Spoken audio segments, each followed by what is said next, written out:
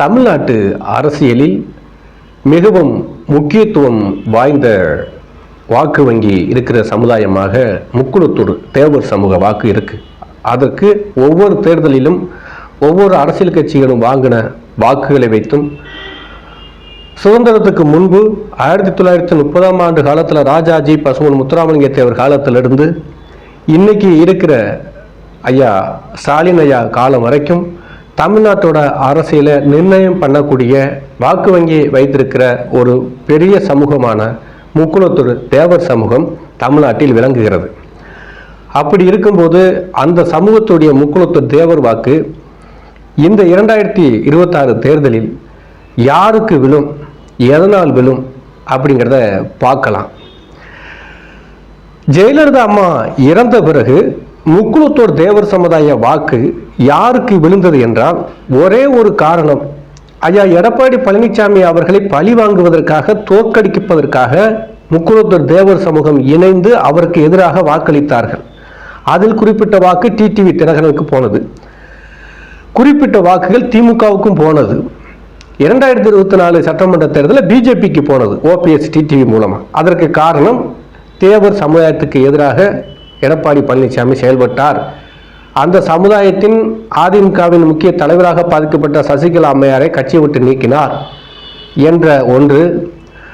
அதே மாதிரி சசிகலா அம்மாவுக்கு எடப்பாடி பழனிசாமி அவர்கள் செய்த இன்னல்கள் நிறையா இருக்கு. அது சசிகலா அம்மாவுடைய கணவர் நடராஜன் அவருடைய இறப்புக்கு வரவிடாமல் அவர் என்னென்ன சூழ்ச்சிலாம் செஞ்சார், இதெல்லாம் பெரிய சென்சிட்டிவான விஷயமா இருந்துச்சு. அது அன்னைக்கு கமிட்டி கூட்டத்தில் கூட பேசியிருக்காங்க.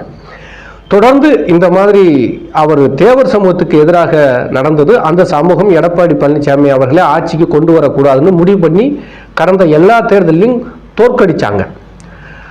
ஏன் அவங்க தோற்கடிச்சாங்கன்னா, அதிமுகவில் எம்ஜிஆர் காலத்திலிருந்து முக்குளத்தூர் தேவர் சமூகத்தின் வாக்குகள் அதிகம். குறிப்பாக தென் மாவட்டத்தில் அதிமுகவில் கோட்டையாக இருக்குது, தென் மாவட்டம் இருந்தது.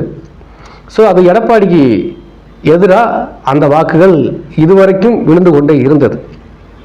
இப்படி இருக்கிறதுனால தான் அப்போ நம்மளை டிடிவி தினகரன் 2021 சட்டமன்ற தேர்தலோட 25 தொகுதிக்கு மேலேயே ஏடிஎம்கே தோற்கடிச்சார்னு சொல்கிறேன். ஒரு உதாரணத்துக்கு முதுகுளத்தூர் தொகுதியில் 8.6% வாக்கு அமமுக வாங்கியிருக்கு டிடிவி தினகரன் கட்சி 2021 சட்டமன்ற தேர்தலில். இது மாதிரி நிறைய தொகுதியில் வாங்கியிருக்கு. அந்த வாக்கையும் ஏடிஎம்கே வாக்கையும் சேர்த்தோம்னா அங்கே ஏடிஎம்கே ஜெயிச்சிருக்கும், கண்ணப்பன் தோற்றுருப்பார்.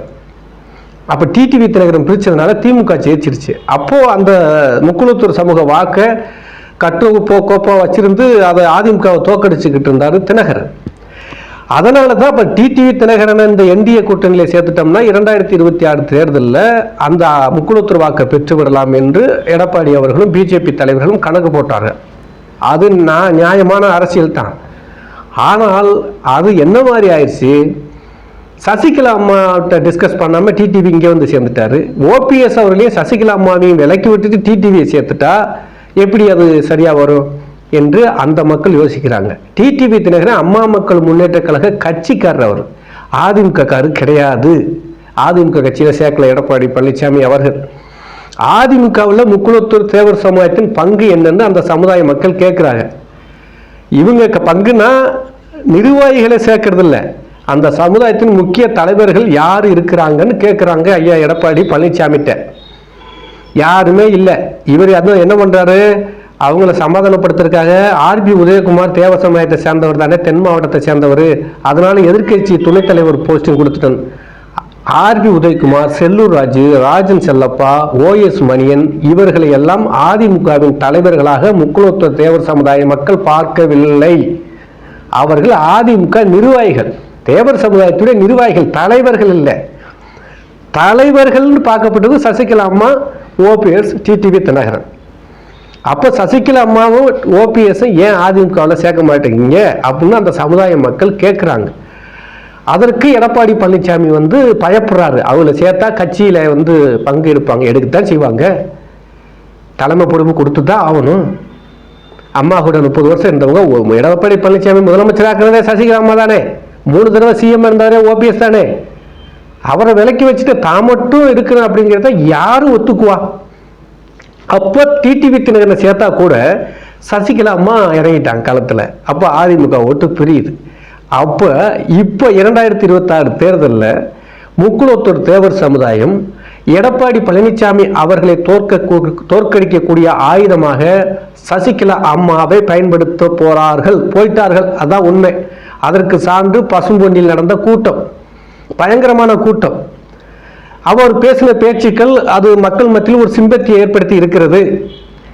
டிடிவி தினகரன் கூட 6% வாக்கு தான் அதிமுகவை பிளவுபடுத்தினார், பிரிச்சார். சசிகலா அம்மையார் குறைந்த வைத்தம் 15% வாக்குகளை அதிமுகவிலிருந்து உடைப்பார், பிரிப்பார். அவர் ஆங்காங்கே தமிழ்நாடு முழுவதும் இல்லை தென் மாவட்டம் முழுவதும் வேட்பாளர்களை நிறுத்தி அரசியல் களம் காணுகிற போது அவர் ஜாதிக்கு அப்பாற்பட்ட ஒரு தலைவராகவும் இருந்தவர். முக்குளத்தூர் தேவர் சமுதாயத்தின் பெரும்பான்மையான அதிமுக வாக்குகள் சசிகலா அம்மையாருக்கு விழுகும். மாற்று சாதியிலையும் அவர் நல்லா பழகக்கூடியவர். ஜெயலலிதா அம்மையாருடைய அந்த திராவிடம் பேசி எல்லா சமுதாயத்தையும் அரவணைச்சு போகக்கூடிய சசிகலா அம்மையாருக்கு மாற்று சமூகமும் ஓட்டு போடும். அதனால தான் அந்த பசுமன் கூட்டத்தில் கூட புலித்தேவனுக்கு ஒரு காலாடி இருந்தார் சொன்னாரா இல்லையா? வேலுநாச்சியருக்கும் மருதுபாண்டியருக்கும் ஒரு குயிலி இருந்தால் அவங்கெல்லாம் தாழ்த்தப்பட்ட சமூகத்தை சார்ந்தவர்கள். காலாடி என்பவர் தாழ்த்தப்பட்ட சமூகத்தை சேர்ந்த ஒரு படை தளபதி. தாழ்த்தப்பட்ட சமுதாயத்தை சேர்ந்தவர் தான் படைத்தளபதியாக வச்சிருந்தார் புலித்தேவர். அதே மாதிரி குயிலிங்கிறவ ஒரு பெண் படை, உடையாள் என்கிற பெண் படை தளபதி. வேலுநாச்சியார் மருதுபாண்டியர் படையில் இருந்த பெண் படை தளபதி ஒரு தாழ்த்தப்பட்ட சமுதாயத்தை சேர்ந்தவர். இப்படி முக்குளத்தூர் தேவர் சமுதாயம் தாழ்த்தப்பட்ட சமுதாயமும் ஒற்றுமையாக இருந்து ஆங்கிலேயர்கள் எதிர்த்தார் என்ற வரலாறை அவர் பேசும்போதே தெரிகிறது. தென் மாவட்டத்தில் அதிகமான வாக்கு வங்கி இருக்கிற முக்குளத்தூர் சமுதாயத்துக்கு ஆதரவாகவும் தேவேந்திர சமுதாயத்துக்கு ஆதரவாகவுமே அவர் அரசியல் பேசுகிறார். காமராஜரை பேசும்போது நாடார் ஓட்டுகளும் பேசுகிறார். காமராஜர் பற்றி, வீரபாண்டிய கட்டபொம்மனை பற்றி பேசுகிறார். நாய்க்கர் ஓட்டுகள் அதிகமாக இருக்கு. வஉசி சிதம்பரம் பிள்ளை பற்றி பேசுகிற அது சமுதாய வாக்குகள் இருக்கு. இப்படி ஒட்டுமொத்த சமுதாயத்தின் பெருமைகளையும் தலைவர்கள் பெருமைகளை பேசும்போது அவர் எல்லா சமுதாய அதிமுக வாக்குகளையும் பெறுவதற்கு ரெடியாகிவிட்டார். 15% மேல சசிகலா அம்மையார் வாக்குகளை பிரிக்கிற போது அதிமுக செங்குத்தாக பிளக்கும். 2024 தேர்தலிலேயே அதிமுக 3வது இடத்துக்கு போனது. பல இடங்களில் டெபாசிட் போனது. டிடிவி தினகரன், ஓபிஎஸ் அவர்களாலேயே அதை பண்ணும்போது அதிமுகவின் தற்போதைய மிகப்பெரிய ஆளுமை என கருதக்கூடிய சசிகலா அம்மார் களத்தில் இறங்கும் போது அதிமுக டோட்டலா காலியாகும். தமிழ்நாடு முழுக்க 234 தொகுதியிலும் போட்டி அவர் தேர்தலை நிப்பாட்டினா எல்லா தொகுதியிலும் பாதிப்பை ஏற்படுத்துவாங்க. இன்னொன்று, குறிப்பா அந்த தஞ்சாவூர் டெல்டா பகுதியிலிருந்து கன்னியாகுமரி வரைக்கும் பல தொகுதியில் அதிமுக 3வது இடத்துக்கு 4வது இடத்துக்கு தள்ளப்படும். சசிகலா அம்மா வேட்பாளரை நிப்பாட்டினா இது தனியா நின்றாலே, சசிகலா அம்மா தனியா போட்டிட்டாலே, ஒருவேளை கூட்டணிக்கு போனா என்டிஏல எடப்பாடி பழனிசாமி அவர்களை முதலமைச்சர் வேட்பாளராக ஏற்றுக்கிட்டு சசிகலா அம்மா என்டிஏ கூட்டணிக்கு போக மாட்டாங்க. டிடிவி தினகரன் செய்த தவிர சசிகலா அம்மா செய்ய மாட்டாங்க. அதுக்காக போய் இப்போ கட்சி ஆரம்பிச்சாங்க. மறுபடியும் எடப்பாடி முதலமைச்சராக கட்சி ஆரம்பிக்க போறாங்க. அது நடக்காத காரியம்.